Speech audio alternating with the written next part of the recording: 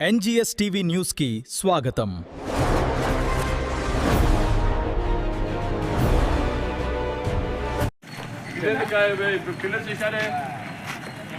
అదే నిలిపినారు సార్ ఇప్పుడు అదే నిలిపినారు అది వేరే ఇది అశోక్ నువ్వు రా లైబ్రరీకి కదా నువ్వు ఇదే ఎవరు వేశారు ఈ పిల్లర్స్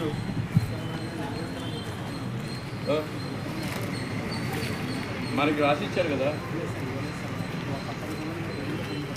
దానికి సంబంధం లేదా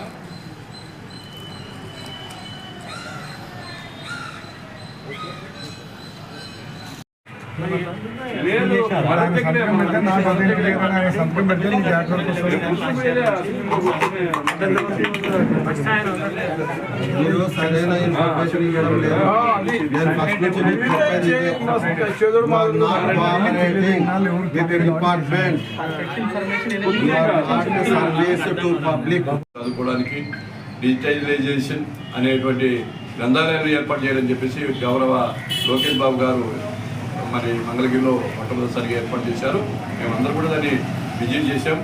అందరూ కూడా చైర్మన్ అంతా విజిట్ చేయండి, ఇక్కడ ఉన్నటువంటి పరిస్థితులు ఇటువంటి ఏ రకంగా పనిచేస్తూ ఉన్నాయి వీళ్ళంతా చూసుకోమని చెప్పేసి మమ్మల్ని ఆదేశిస్తే అందరూ కూడా చైర్మన్, రాష్ట్రంలో ఉన్నటువంటి చైర్మన్ అందరూ కూడా గుంటూరులో వెళ్ళి లైబ్రరీని కూడా చూసి రావడం కూడా జరిగింది. బ్రహ్మాండంగా ఏర్పాటు చేశారు. యువత కూడా అక్కడ గుంటూరు మంగళగిరిలో యువత దాదాపుగా ప్రతిరోజు వందల మంది వచ్చి అక్కడ చదువుకొని ఆ యువతకి ఉపాధి ఉద్యోగ అవకాశాలు వచ్చే విధంగా గౌరవ లోకేష్ బాబు గారు చేయడం కూడా జరిగింది.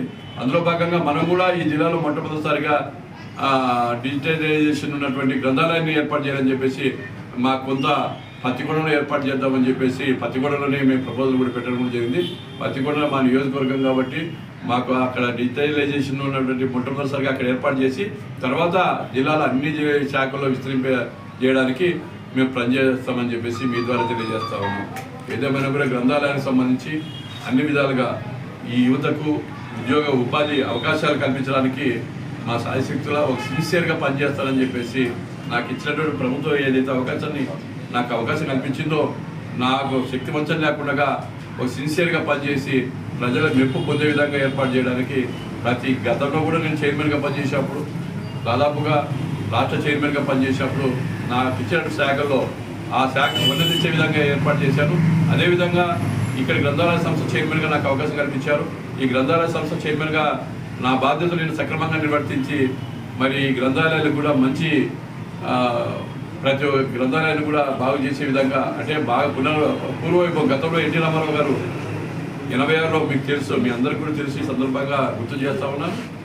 ఎన్టీ రామారావు గారు వచ్చిన తర్వాత గ్రంథాలయాలకి మంచి దిశ ఆయన ఏర్పాటు చేయడం కూడా జరిగింది. ఆ విధంగా మరి పూర్వవైభవం వచ్చే విధంగా మా శక్తివంతుల లేకుండా గౌరవ లోకేష్ బాబు గారి నేతృత్వంలో ఆయన నాయకత్వాల మేమందరూ పనిచేసి మరి ప్రజలతో మంచి పేరు సంపాదించుకునే విధంగా మేము కృషి చేస్తామని చెప్పేసి మీ ద్వారా తెలియజేసుకుంటూ నాకు ఇచ్చినటువంటి అవకాశానికి పుర ప్రముఖులకు అందరూ కూడా పేరు పేరున నమస్కారం తెలియజేస్తూ ముగిస్తున్నా. జై హింద్.